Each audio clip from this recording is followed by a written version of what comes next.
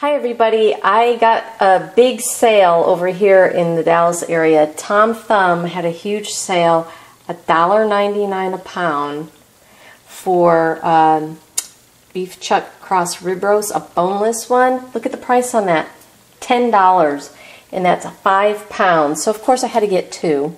I might go get one more and throw it in the freezer. But what I want to do with one, I am going to make the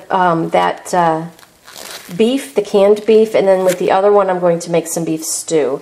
So I wanted to show you what I've got going here. I've got getting started on my beef broth.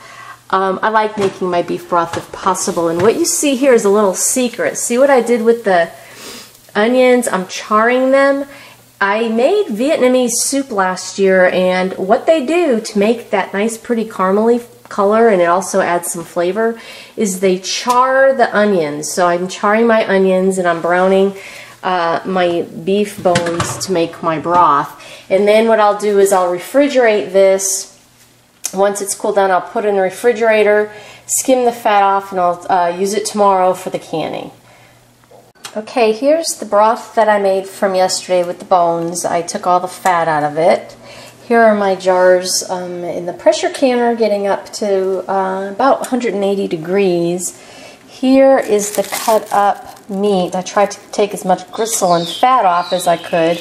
And what I'm going to do is I'm going to put this on the grill to get these grilled to rare, as the book says.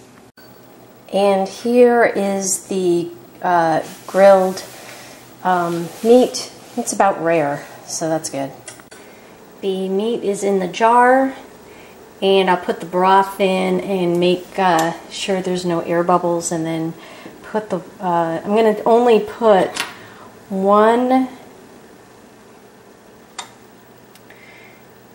just a little bit of salt. This says a ½ teaspoon, but you know what? I don't like a lot of salt, so I'll do that and then put the broth in and make sure there's no air bubbles. Okay, there it is.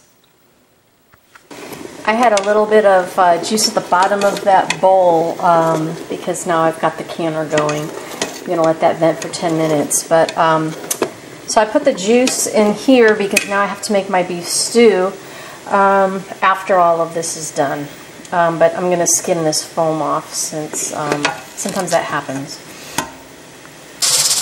Okay, we're up to pressure, 75 minutes because I did time.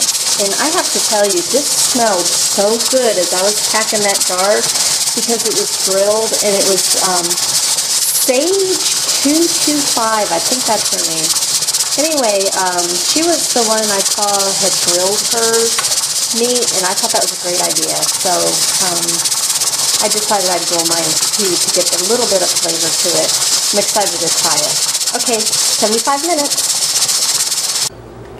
Well, they're still bubbling a little bit, but they're all sealed, so that's good. I know it looks kind of gross, but I'll bet that's going to be really tasty. I got round 2 going, which is the beef stew.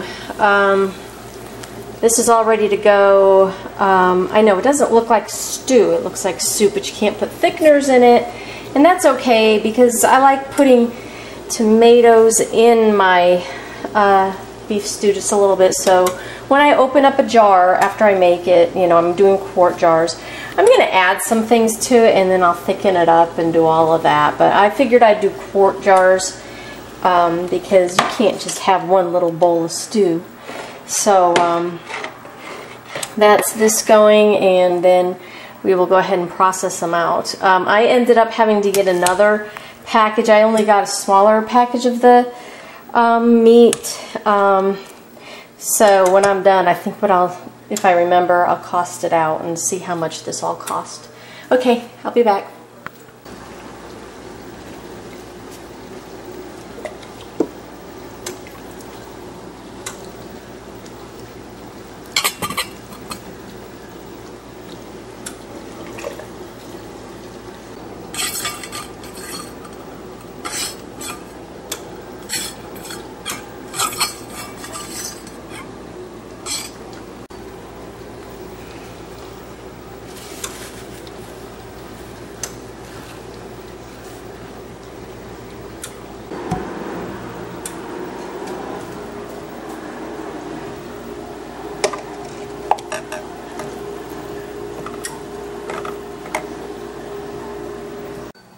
Look at these pickled beets. They're so pretty.